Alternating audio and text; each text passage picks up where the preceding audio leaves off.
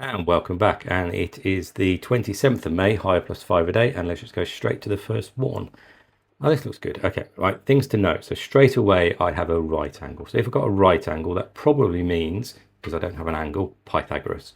And then it says find x. So it is going to be Pythagoras, isn't it? So writing the step in between. So 300 squared is equal to x squared that I'm trying to find, plus root 200 squared. Now, of course, the square root of something squared goes away, so therefore 300 is equal to x squared plus 200, which means that x squared is equal to 100, which means x is equal to plus minus 100, because I don't know which one it is. X is greater than 0, so therefore x is equal to 100. This little thing here, good idea, just get used to writing that, because it's good practice for later on. Next question.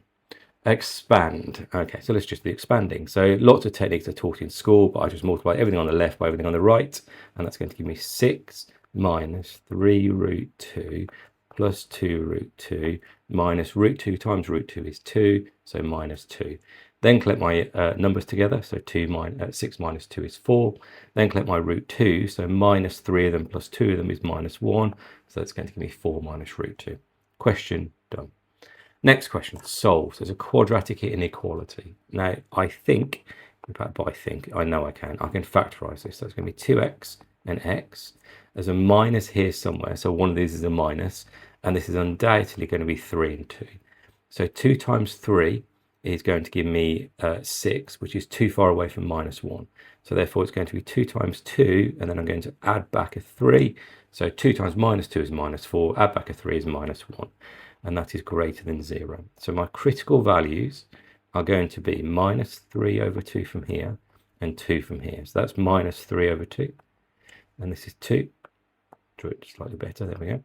And I want all values that are greater. So in other words, I want all values that x is less than minus 3 over 2 or x is greater than 2. In other words, I want to know where I'm above the axis because y is greater than 0. Good question. Next one. Circle A has equation x squared plus y squared equals 9. So in other words, the radius is 3. And it's translated by 0, 2 to give circle B. So in other words, I've moved it up by 2.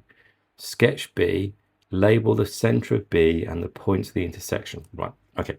So the first obvious point is my center is 0, 0, 2.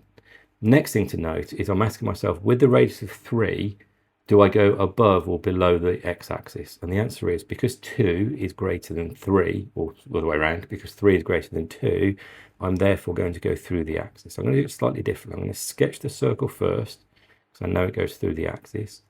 Then I'm going to put the center on, so some there. Then I'm going to label that. And what does it want to do? Label the center of B, I've done that, and the points of intersection with the x-axis and the y-axis. So the y is easy, because that's 2 minus 3, which is minus 1. And 2 plus 3, which is 5. Again, better circling yours.